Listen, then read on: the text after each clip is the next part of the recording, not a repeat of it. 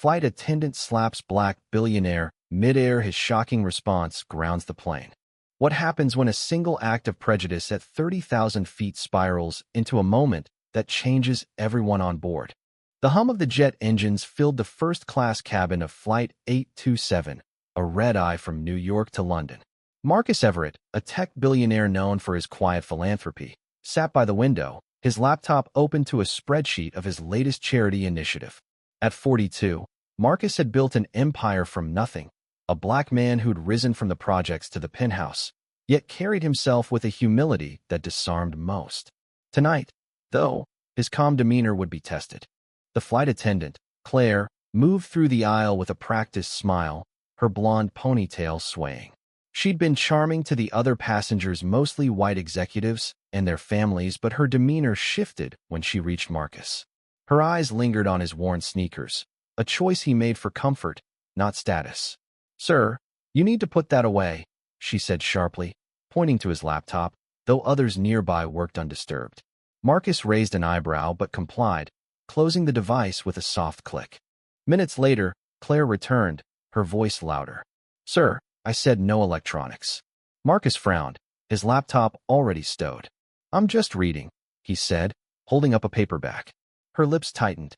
"Don't get smart with me," she snapped, her tone drawing glances from nearby passengers. Marcus felt the familiar sting of being singled out, a weight he'd carried since childhood. He took a breath, staying calm. "I'm following your rules, ma'am." But Claire wasn't done. The tension had been simmering all flight, her curt responses, her refusal to meet his eyes when serving his meal. Now it boiled over. "You people always think you can do whatever you want," she hissed, loud enough for the cabin to hear. The words hung in the air like smoke. A gasp rippled through the seats. Marcus's jaw clenched, but he kept his voice steady. "Excuse me." Claire's face flushed red, her frustration erupting. In a flash, her hand shot out, striking Marcus across the cheek.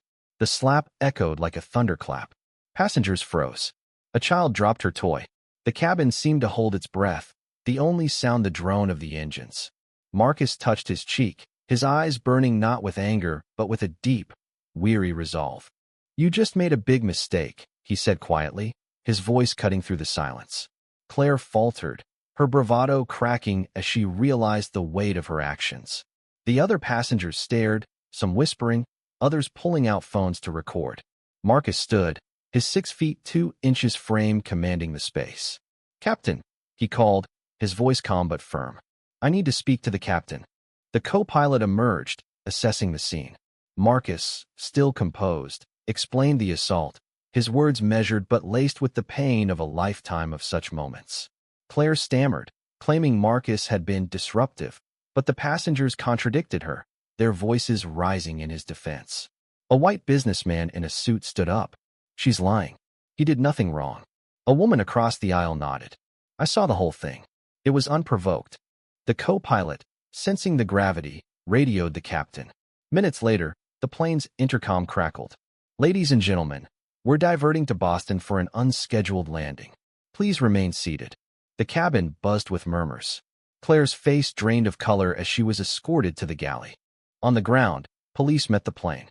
Marcus, still composed, gave his statement, his cheek still stinging. Claire was removed in handcuffs, her career likely over. But Marcus wasn't done.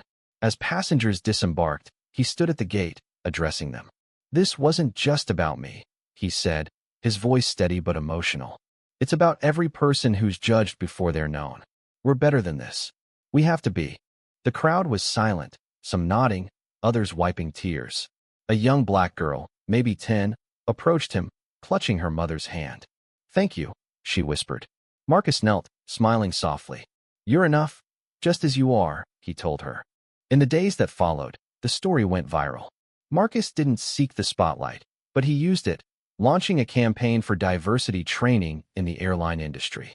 The airline issued an apology, and Claire faced charges. But for Marcus, the victory wasn't in her punishment, it was in the conversations his response sparked, in the passengers who'd spoken up, in the girl who'd seen a man stand tall against hate. The plane had landed, but the journey toward change was just beginning.